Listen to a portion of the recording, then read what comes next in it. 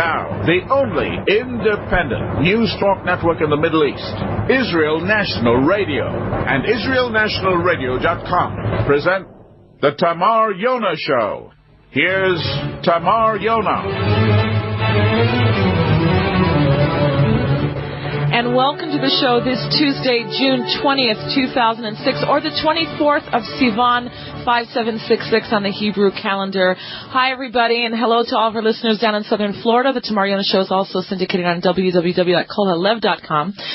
You can join us in our virtual studio if you're listening to this show live, if it's between 7 and 8 a.m. Holy Time in Israel, or if it's between midnight and 1 a.m. Eastern Time, New York Time. That means that the show is broadcasting live, and you can join us in our virtual studio. Go to our webpage at IsraelNationalRadio.com. Go to the upper left-hand corner where you'll see a blue rectangle that says Enter Virtual Studio. Just click there and follow the instructions and join us. Right now, let's see who we have in our virtual studio. We have people from, Ohio and Florida and Los Angeles and the Netherlands, Holland. Hi there. Boca Raton, Florida, Kentucky, Montreal, Texas, New York, Arizona, Indiana, Michigan, Alabama, Lewis in Taiwan. Wow, Southeast Asia, they're listening to us. Calgary, Palm Springs, California, Mars, that's even further. Canton, Ohio, Winnipeg, Canada, and Washington, the other D.C. The other D.C., because I always say we are broadcasting here out of Bet El, the house of God, just north of Jerusalem, D.C., Jerusalem, David's capital. Not anybody else's capital. It was a Jewish capital. And I'd like to welcome you all to the show. A very, very, very, very special guest today in the studio with me, not just on the phone. And I know that he's got a lot of groupies. People worship this guy, and he really merits it. I have joining me today Dr. and Rabbi MARVIN ANTELMAN. Welcome to the show, Rabbi. Thank you very much for having me here. All right, so for anyone who's not familiar with this man, he is a chemist, an inventor, an author, a rabbi. He's made great strides in science. He's authored 2 encyclopedic works. I've never met anyone who's written an encyclopedia before, so you know we're speaking with somebody very smart. The titles, let's see if I can even get it out of my mouth. The Encyclopedia of Chemical Electrode Potentials and the Encyclopedia of Thermoplastic Materials. Rabbi ANTELMAN has a long list of inventions under his belt as well, and you can check them out at the U.S. Patent Office. And basically, he's a genius, and he's a very famous author as well for those who are trying to find out what is steering the world. Let me just tell you a little bit about what someone says about Rabbi ANTELMAN's book, which is called To Eliminate the Opiate, Volume 1 and 2. Let me just read this for you. That was written by Billy Jack Dial, a very famous B'nai Noach leader. And basically he says, where's my second piece of paper? Here it is. He says, quote, "These books happen to be one of the most powerful resource of truth of all times. Here, Rabbi MARVIN S. ANTELMAN confronts the evil empire with the revelation of truth and defies all the conspiracy theories and transforms those theories into reality. These books will leave the reader shocked and awed as the cloak of secrecy is stripped off of the organizations and individuals who actively sought to bring harm to the Torah of God and its followers." So we're going to find out today, who are these people behind the scenes who are possibly infiltrating our organizations, the Jewish people, our media, our education, all sorts of spheres of life. Who are these people? Who can we trust? And where do you fit in this devious agenda for control in the world? And again, if you'd like to find out more about Rabbi ANTELMAN's books, To Eliminate the Opiate, Volume 1 and Volume 2, you can go to Billy Jack Dial's website, and let me see if I can just find that address again. It is www.b'nainoach.com. Let me spell that for you. It's B-N, like in November, A-I-N, like in November, OACH.com. I'll try to put that link up on the website as well, so you can just click there and find out where to order Dr. and Rabbi ANTELMAN's books. So, Rabbi ANTELMAN, you were telling me before we started the show that this happens to be the time of the 250-year anniversary of the Council of Four Lands. In Hebrew, you say that as Actually, it's the 250th anniversary of a special cherem, which was the next communication in the ban that they issued. And it's very, very pertinent to us today. And I'll try to bring the connection. First of all, let me say this. There are a lot of conspiracy theories out there. I'm not interested in theories. I'm interested in facts. So the scholarship over the years that I've utilized are sources that are impeccable. For example, Anthony Sutton, professor at Stanford University, wrote 2 books. He wrote more than 2 books, but 2 books which are relevant to what I'm going to speak about. One of his books was Wall Street and the Bolshevik Revolution, and Wall Street and the Rise of Hitler. There he goes through a lot of trouble to document the connection between the leaders of the Council on Foreign Relations, which is an acronym also for Carnegie, Ford, and Rockefeller, who provided the main funding for this. Interesting. And he's a professor with impeccable credentials. And then there is the late Professor Carroll Quigley, who was professor of political science at Georgetown University. Matter of fact, he was even quoted when Clinton became president in his inaugural address. He quoted Quigley as one of his people that he had studied under. So Quigley was very well known. The CFR loved him, and he decided that he would do a very nice thing. He would reciprocate the love and put out a book called Tragedy and Hope. But when it came out and it spoke so much about the CFR activities that they didn't want people to know about, they turned against him.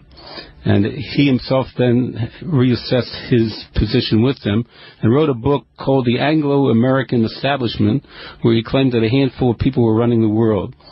And those 2 books are impeccable as source material, but there's other impeccable source material, and that is the scholarly works that were put out by professors at Hebrew University to deal with what we call the Sabbatean conspiracy, which I'll go to in one moment in our history.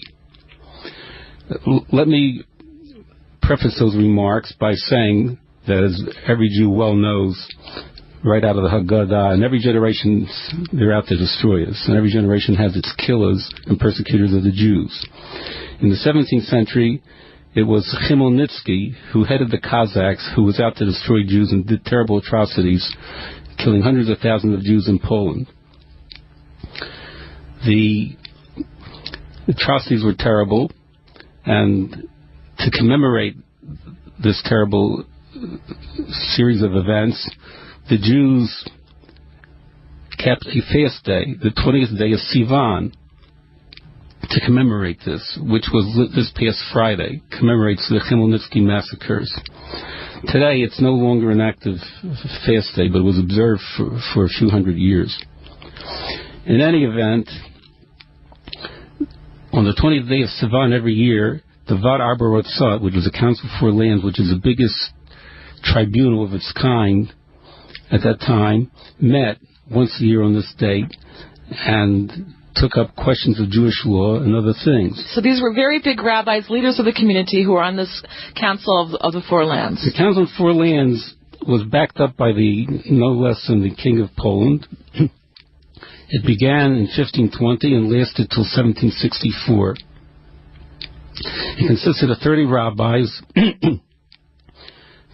15 of who were lay leaders and were rabbis, and the others were not lay leaders, they were full-time rabbis. They were dealing with a problem that was a byproduct of the Chmielnitsky massacres. What happened was, when the Jews were massacred like that, people were speaking again about redemption. We were looking around for redemption. And all of a sudden, a man by the name of Shabbatai Tzvi, who was born in 1626 and died in 1676, came along and said, "I am the Messiah." And he had a tremendous following. When it was realized that his following was so great and there would be problems, the Sultan, because Shabbatai Tzvi was from Izmir, came along and gave Shabbatai a choice. Either you die or convert to Islam. So he converted. Now, there were about 1 million followers prior to the conversion. When the conversion happened, then there was disillusionment among the Jews. But there were some diehard people who set up different cults of Shabtai Tzvi. And the worst one of them was called the Domeh, which was a secret organization. And the Domeh was based in Turkey and in Salonika. And the Domeh gave rise to these terrible orgies that went on, which became part of the immorality theology of Shabtai Tzvi, corrupted later on. He apostatized himself 10 years before his death. So when he died in 1676, he had these cults doing all kinds of evil. And the reason that these followers of Shabtai Tzvi were doing evil was because what?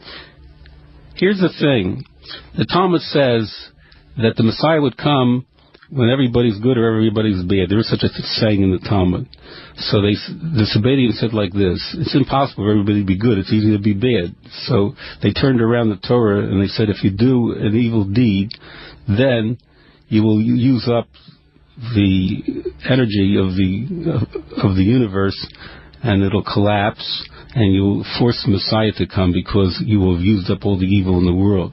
So whenever they engage in an orgy, they would make a bracha, and every day they would figure out a way to do as many sins as possible. Like if you eat chaylev, you're chayav karet. In other words, if you eat fat, according to the Torah, you're to be excommunicated from your people. So they would eat fat that was prohibited, non-kosher fat, from a kosher animal, which is chaylev, which is in that category, like eating blood from a kosher animal. So they would do the opposite. They do the opposite in order to hasten the coming of the Messiah, which is totally ludicrous. These sound like people who were today fodder for all these Davidian, David Koresh cults and all the strangest cults you can find today. Would they be the same type of people? Yeah, same type of people, exactly.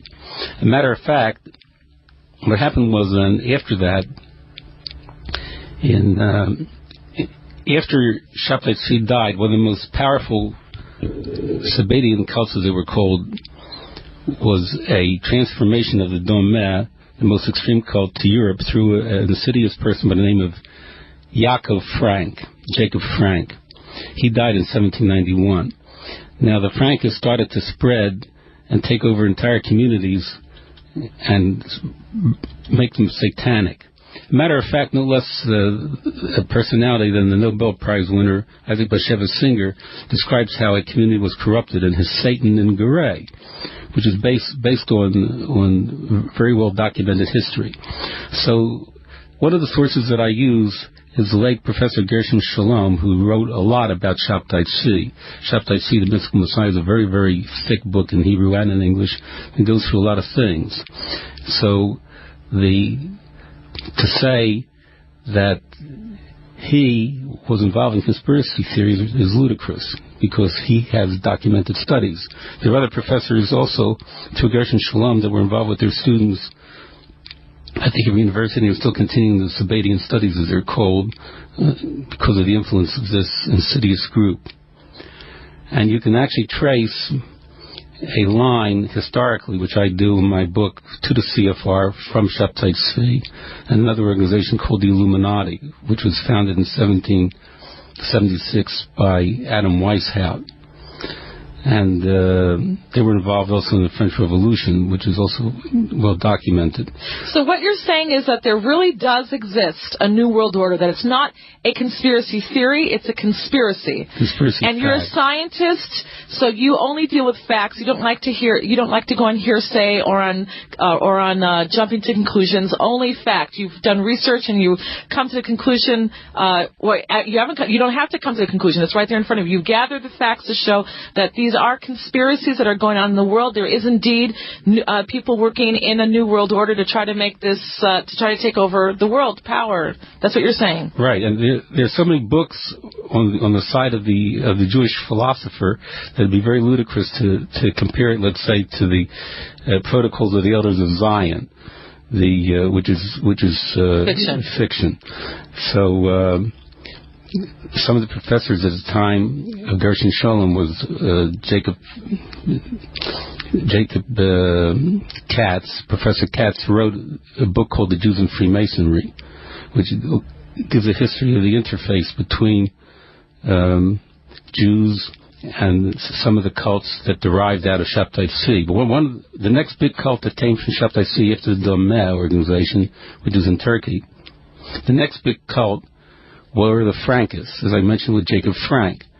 So Jacob Frank, the Vad Arba Ratzah, the Council for Lands, wanted to deal with Frank, and they decided to have a big excommunication on the 20th of Sivan 250 years ago. And there, they made the following rulings. They said everybody that is a Frankist is to be excommunicated. From the Jewish people? From the Jewish people. Bastards to the 10th generation, is what it said. And they prohibited people, because the Frankists were into Kabbalah, they prohibited the study of Kabbalah until you were 30 or 40 years old and you had a belly full, as they said, full of Talmud. Only then could you study the Kabbalah. Right. And they said they're women or whores, and they're hereby excommunicated from our people to the 10th generation. This is what the Council of Lands labeled the Frankists, right, because they so deviated from Judaism and all that Judaism holds to be true and righteous. These people went off and made basically their own deformed religion, and so the Jews wanted nothing to do with them. They kicked them out. That is correct. Okay. Now, studying the Frankist family trees, there was a family called the Brushka, which is like first cousin of Jacob Frank. Gershon Sholem spent 6 months in Paris at the National Library to ferret out things about the French Revolution in connection with the Sabbateans. So you can't dispute this material. There's a direct line with the Jacobin Society and with the Illuminati. And Gershon Sholem writes concerning the Brushka, he may have been, he said he was a member of the Illuminati, but he was devoted to Sabbatianism. Are there non-Jews that joined this Sabbatean cult? No, non-Jews did not join the Sabbatean cult, but the non-Jews did join the Illuminati. And they worked together, and you're saying that these two cults or organizations or whatever had planned and staged the French Revolution? Yes. They were involved in it, and Gershon Sholem proves it with the personality of Brushka, who was taken and he was beheaded on the guillotine because of his involvement. Wasn't the French Revolution ultimately, I mean, forget about the beheadings because that was horrible, but wasn't it ultimately good? I mean, democracy came from that. You got rid of this, spoiled upper royal class, and the people took over. Wasn't that a positive thing? There were positive and good things about it. The question is, let's start assessing it from a spiritual side. After the French Revolution, there was the ascendancy of the reform and conservative movements. Interestingly enough, you start studying who the leaders were of the conservative reform, you'll find a direct line to the Sabbatean families in Europe of the Frankists. So they infiltrated back into Judaism and made these cut-off religions. They formed conservative and reformed Jewry. Right. Okay, because before that there was only Torah-observant Jews. You were a Jew, period. Right, and there was solidarity among all the Jews. After Shabtai Tzvi, you couldn't trust anybody anymore. Mm-hmm. Where is Shabtai Tzvi buried, by the way? He's buried in Albania.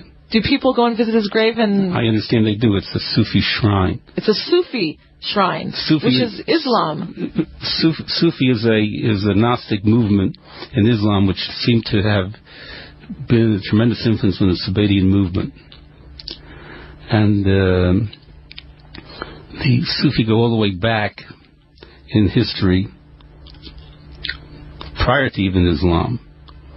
And this business about virgins being a gift if you kill for Allah came from a particular Sufi cult, which were also Illuminati. According to one of the experts,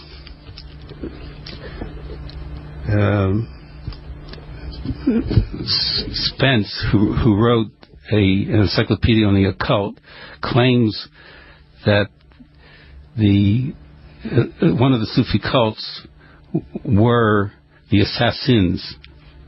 Why are they called the assassins from Hashish? The people that have Hashish. And Hassan ibn Saba, the old man of the mountain, had a bunch of people that would assassinate people, and because they had Hashish all the time, they were called assassins.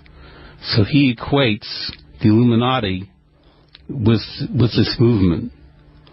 The old Illuminati prior to the 1776 organization of the Illuminati. Now Hassan ibn Sabah, being the old man of the mountain, as he was called, had a tremendous amount of influence in Islam, and that entire Sufi cult. The interesting thing is that he set up these places where they smoked hashashin, were luscious grounds, beautiful, luxurious places with lots of grass and flowers and fruits, and virgins. So this business about the virgin and the reward was done there by Hassan ibn Sabah. That's where they get their idea of heaven from. Right. Huh. That's where that came from. Interesting. You know? But this is all in Spencer's Encyclopedia of the Occult. He himself, Spence, the author, was a Rosicrucian. That's another Sufi group. I don't want to go into the Rosicrucians. So that's where that came from. So you're saying that there are all these different organizations.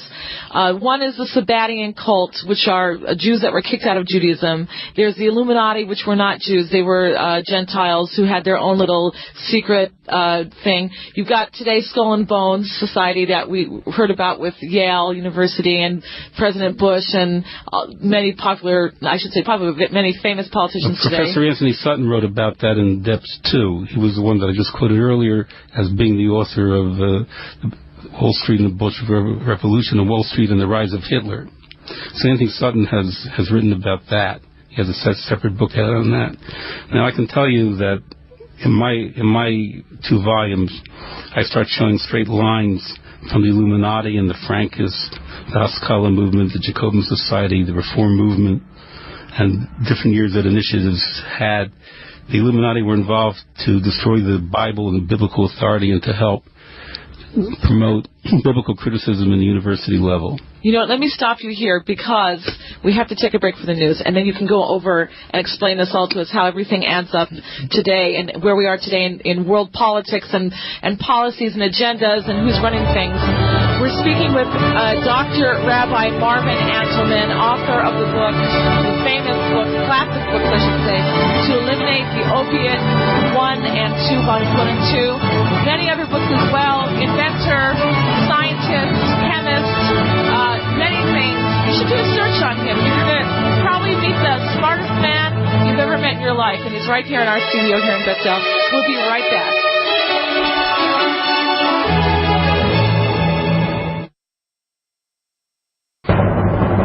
Now, the only independent news talk network in the Middle East, Israel National Radio and IsraelNationalRadio.com present The Tamar Yonah Show. Here's Tamar Yonah. All right, we have right here in the studio with us none other than Rabbi Marvin Antelman, author of the classic books To Eliminate the Opiate, volumes 1 and 2.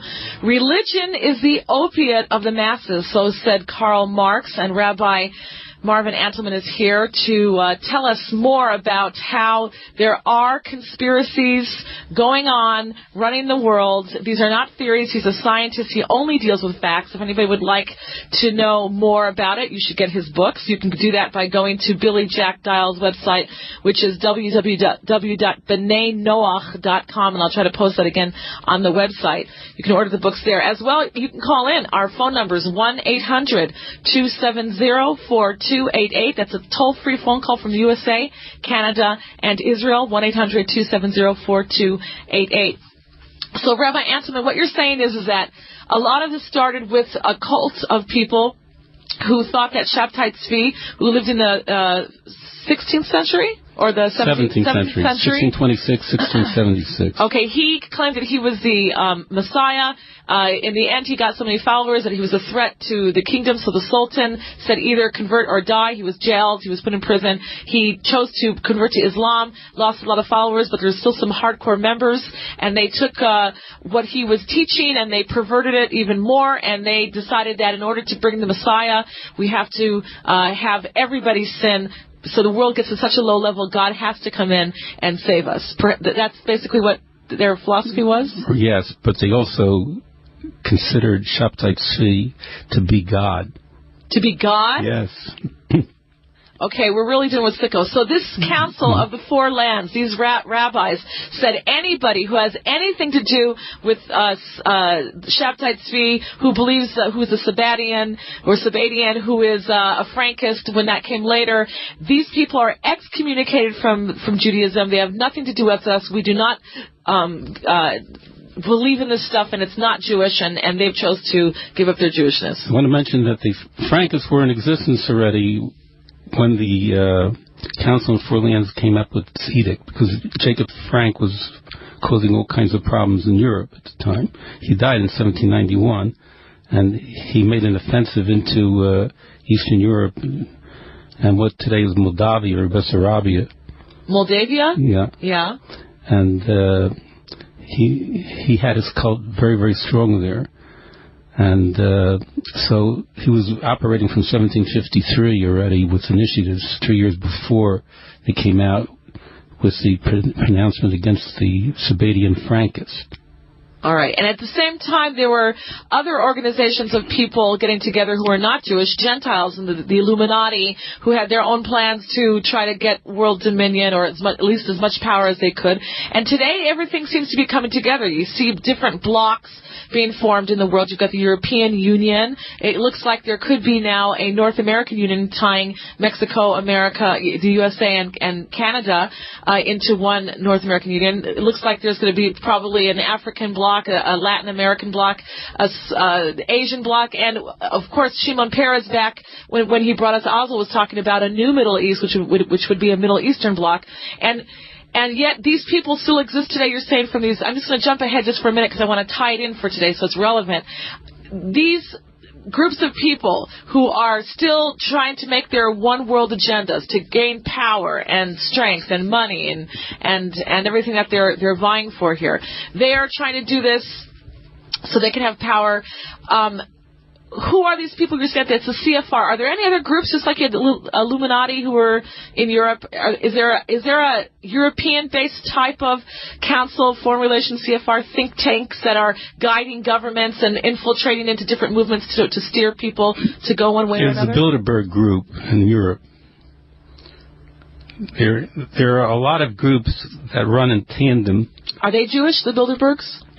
No, absolutely not. The thing is, though, the genius of the Arbor Rothschild, the Council for Lands, was to put a Gentile label on any Jew that started to get involved in these derivative organizations. So it's out of the fold completely. So these people... See, any Jew that gets involved in the conspiracies comes out of Judaism. The fact of the matter is that leaves Judaism, in other words. They've left all of our values. As a matter of fact, it was even reiterated at the time of Trotsky. Trotsky was excommunicated as a Jew, and the followers of the Bolsheviks in a tribunal separately meeting in the Ukraine at the time of the Bolshevik Revolution. So are there still Sabbateans today? Yes, it's interesting that you should mention this, because I wrote Volume 1 in 1974, and one history professor, which I bring down in my book, said as follows. He said that I took a quantum leap from Shabtai Tzvi to communism without any basis in fact, and I posited the continued existence of Sabbateans.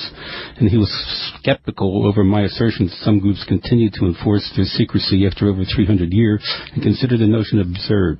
But now he's changed his tune, because there was one guy who was a member of the Domes secretly, whose name is Ilgaz Zorlu, who wrote a book that was published in 1999. It's called Yes, I Am a Salonican. And there was a feature story that appeared in the Jerusalem Report in 1999 on the book. Among the revelations was that no Sabbatean, with the exception of Ilgaz Zorlu himself, will ever publicly admit to being one. After centuries of secrecy and denial, Zorlu is determined to break the silence, to put the issue on the public agenda, and to prove that the Sabbateans are actually crypto-Jews and that their Muslim appearances are nothing more than a sham. Ilgaz is like a missionary. He wants to spread the work of Sabbatianism. Some scholars say the Sabbateans of Istanbul continue to practice many other of their own peculiar rituals. Sabbatian married couples gathered to eat spring's duly born lamb for the first time. After the meal, the lights go out and couples have sex without distinguishing between their partners. So he mentioned all this stuff, and he mentioned in his book that the Sabbatean cemetery, there's a tomb of a Supreme Court judge, for example, lies next to the ex-leader of the Communist Party. So once his book came out, people stopped saying those things about me. Because here's a member of the cult exposing it. Do they have some type of special power that they're so successful, the people in these cults?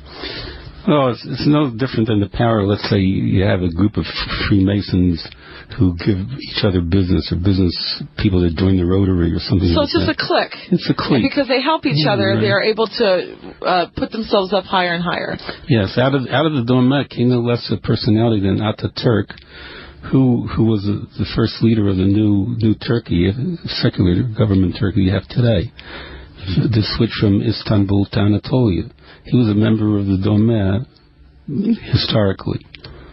All right, why don't we go to some callers? We have joining us now from the virtual studio, we have Esther from New York. Esther, what's your comment or question for us here at Israel National Radio?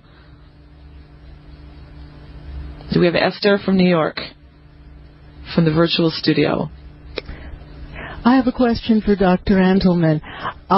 I thought I understood him to say a few minutes ago that the Sabbateans were connected with the foundation of Reform and Conservative Judaism. I would be interested in hearing a little bit more information about that or some clarification. Okay, thanks. I'd be happy to do that. My basis for this is, first of all, Gershon Sholom's writings. There's one particular article which was very, very popular called The Holiness of Sin, which appeared in commentary, which is based on the idea of mitzvah haba ba'aveira, a mitzvah that's derived through a sin, like taking a stolen etrog and using it to make a bracha. The Gershon Sholom is the one that did the research, and he points out that the leaders of the Reform movement were from the big, basic Sabbatean families. In his book, The Messianic Idea in Judaism, for example, he has a chapter where he visits the Brandeis family. And Brandeis' family came from Sabbatians. There's a Brandeis University. That's right. Anyhow, Dembitz, which was also part of that family, was also a Sabbatian family, but Dembitz renounced their Sabbatianism in front of the Beit Din. In any event, he shows that the Wheeler family and other families were identical with those families that started the conservative Reform movement. The Reform movement was started in 1845 by Zachariah Frankel. And if you look at his family tree, you'll see that his family came from the Wheeler family, which was the Sabbatian Frankist family. I discuss these families in great detail in Eliminate the Opiate Volume 2. Do you have footnotes in your book so people can... Oh, yes. They can check it all out and trace it all. I have a chapter dealing with Solomon Schechter, which I call Solomon Sheker, because of the disinformation. Sheker means lie in Hebrew. Right. Where I go into great detail about what the conservative movement is all about, how they reject Torah min Shemayim, divine revelation of the Torah, and other things. Now today, the latest that I've heard on the subject is that the Jewish Theological Seminary of America is getting a new leader, and he wants to see a lot of the clergy in the conservative movement replaced by people who are lesbians and homosexuals. Let me just jump in here for a minute. It seems to me that so you're basically saying that these families who were in this cult, these Sabbateans, have infiltrated into Judaism. They split Judaism. They made a Reform Judaism. They made another conservative Judaism to split the Jewish people. And I think that somebody was saying that now they've even infiltrated into Yeshiva University with what was, I just don't have the name at the top of my tongue. I'm sure David knows, but what's his name? From Yeshiva University, they just appointed him the head now. Do you know what I'm talking about? David, you can help me on this. Don't you remember we were talking about that? No one's helping me here? All right, when you remember, let me know. So basically, they're infiltrating, and let me just read something that you wrote in your book in the 70s here. You wrote here, and this is very, I can't believe you wrote this in the 70s, because we're only talking about this today, maybe the earliest in the 90s, about being politically correct. You wrote here, abortion has been converted from fetal murder to a right to choose. Homosexuality has been turned from a sexual perversion to a sexual preference. Assisted suicide from a felony has been changed to a right to determine one's future. Sexual restraint from an expression of human dignity has been turned into an anachronism. Basically, they were making all of these things that the world has held as immoral, making it acceptable. They were already turning people's minds and manipulating people to say that, no, these things are okay. It's not that you're a homosexual and you're doing an abominable act. It's just an alternate lifestyle, a different lifestyle choice. They're rewording things. They're putting cosmetics on all these things.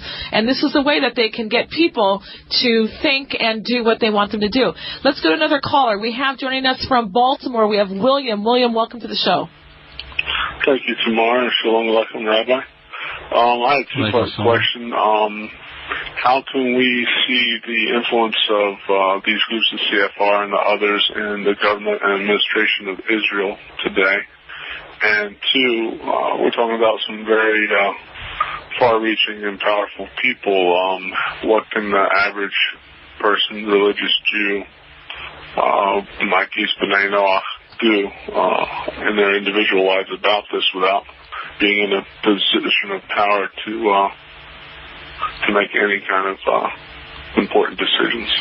In our Shemona Esrei every day we pray for the coming back and the redemption of the Geulah, the redemption.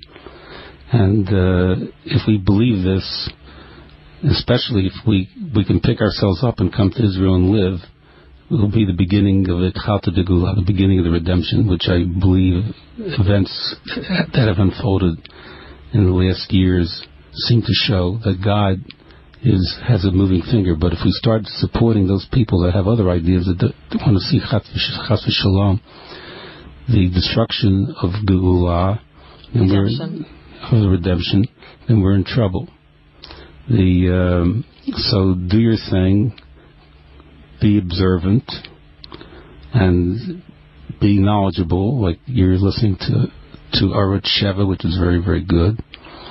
And as we all come together, Jews from all over the world, God will bring us to the ultimate redemption.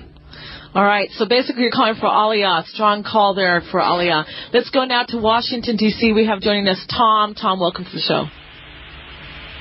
Thank you, Tamar. Thank you very much, Rabbi Dr. Marvin ANTELMAN. What evidence do you have that many of the Jews, if any that is, that many of the Jews in the neoconservative movement here in the United States are false, disingenuous, or Sabbatean Jews, either knowingly or unknowingly, and that the neocons may have an entirely different agenda than most people would imagine? I have not studied the neocons. I'm familiar with the neocons, and I have, at this particular point in time, I have nothing to say on the subject. All right. Do people in the conservative movement know the roots of their beliefs that this is Sabbatean? Are they secret Sabbateans? And no, when you talk about neocons, I saw the gentleman was talking about politically neocons, not the conservative movement of Solomon Sheker. Okay, Solomon Sheker. All right, again, 1-800-270-4288. We only have about 8 minutes left of the show, so if you want to call with a comment or question, if you want to talk to one of the smartest men in the world, you can do that right now, 1-800-270-4288. So we've covered basically the roots of these different organizations. You said, again, there's the Illuminati that was from Europe, and they were not Jewish. They've got this broken-off cult of people who left Judaism and became Sabbateans, and that's what a lot of people talk about, today about the New World Order. You had something on one of your on one website where you were talking about the dollar bill and the symbols on the dollar bill of the Illuminati, who are not Jewish, the pyramid and the eye, all-seeing God. What can you tell us about that? Yes, there was a fellow by the name of Spencer many years ago came out with a book called The Cult of the All-Seeing Eye. Interesting enough, the Illuminati had a symbol, and that was an eye on top of a pyramid, which came from the Avodah Zarah, the paganism of ancient Egypt. Like Horus, and we ourselves have Baal Peor. We're coming up soon with Parshat Balak about Bilam, who's referred to as Shtuma Ayin, which they say was blind, but Shtuma Ayin, in my opinion, he was the cult master, the all-seeing eye in his day. So this is an ancient symbol that came and is associated with the Illuminati. What's with the Jesuit priests or the Jesuits or something? Here's what it is. Weishaupt himself was at Ingolstadt University, which was a Jesuit college.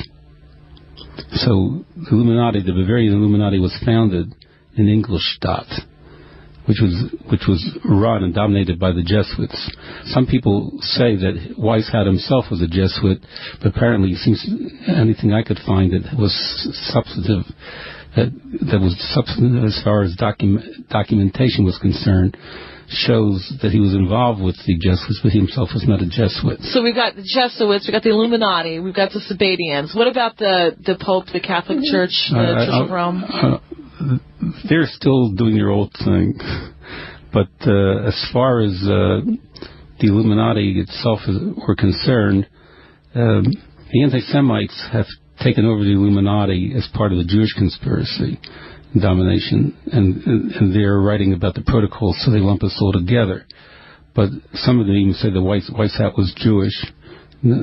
Unfortunately, there's some people who take that stuff and they regurgitate it back to us and take it as a fact. Whatever Weishaupt was, he wasn't Jewish. But even if he were, he would have been automatically excommunicated by the Vad Arba Rothschild. The genius of Vad Arba Rothschild meant that any Jew or a person of Jewish origin, his Jewish origin was null and void. He was outside of the pale if he got involved in these things. Like we have in Sanhedrin, for example, in Perek Chelik, but these people do not have a share in the world to come, and they list he doesn't believe that the Torah was revealed by God, etc. So we have our list of heresies that go all the way back, and the Vad Arba Rothschild was only building on those heresies. So the Council of Foreign Relations, which is a think tank, they basically come together. It's an invitation-only type of group. Nobody off the street can join them. No, you're right. And if you want to read more about them, there are a lot of books out on the subject. But as far as authoritative books, I would say that the two professors that I mentioned, Quigley's books are available, Tragedy and Hope, and the Anglo-American Establishment, and Anthony Sutton's two books on the Bolshevik Revolution and the Rise of Hitler, and Wall Street and the Rise of Hitler, and Wall Street and the Bolshevik Revolution are there if anybody wants to do documentary studies. So now the CFR is one think tank that you would say is trying to get world dominance. They want the world to go a certain way. They're helping to make these blocks. As I said in another show, they're helping to make this North American Union by the year 2010. Who's involved today in the CFR that we need to worry about? Who is in the Jewish world and in the American world today that is infiltrated into politics in these countries and these nations who want to see these nations weakened and destroyed? Who do we have to worry about? Well, there's a whole list of them. You have to get the list, which you can get on the internet. Do we have to worry about Bush, Clinton? Bush's father was a member of the CFR. Bush himself is not a member of the CFR. But just about the founder of the CFR was Colonel Edward House. And the CFR was incorporated in 1921, and he founded in Versailles in 1918, and there's a British counterpart. So in the Anglo-American establishment, which was written by Anthony Sutton, he goes to great lengths to show then that the Arabs are a favored party of the CFR. And so we have to, how dangerous are they? Very dangerous. They want nothing more than complete domination of the world and the restoration of Plato's Republic. They conceive of themselves as the priestly and the ruling class of Plato's Republic. And they want to bring this new world society. Do they think that they're doing this altruistically, that they're really good, or do they know that they're evil and they're just ambitious businessmen who they don't care about anybody else, they just want to have riches and power, and that's it? I don't believe it. They're monolithic. You have different personalities, and they all have their own way of locking in. Some consider themselves satanic. There are other groups that interface with them, like the Bohemian Grove, which is pagan satanic. So you're saying some of these people actually are what some people say, that they're in these devil cults, the Skull and Bones, and that... Or they belong to the Sufi, and Hastings Encyclopedia of Ethics and Religion goes into great detail into the Sufi and its satanic theology. There's been some claims that some of these people in the CFR and in these elite groups that practice devil worship, black magic, that they really are gaining dark powers, and that's why they are so successful. Would you agree with that, or you say it's hogwash? I don't believe in dark powers. However, you have nothing less than the United Nations itself having a meditation room, which is Sufi and Avodah Zarah, pagan in every sense of the word. In the UN? At the United Nations, in the meditation room of the United Nations. As a matter of fact, Spencer's book, Code of the All-Seeing Eye, discusses it. I don't believe it. We got to the end of the show. It was fast, right? I want to thank you so much for being with us. We should go another 10 hours to try to touch the tip of this. Thank you, Rabbi Marvin Antelman, for being with us. And also, again, if you want to get his books, To Eliminate the Opiate Volumes 1 and 2, go to B'naiNoach.com, and you can find it there. I'll put the link up where you can find the books. Thanks, everyone, and knowledge.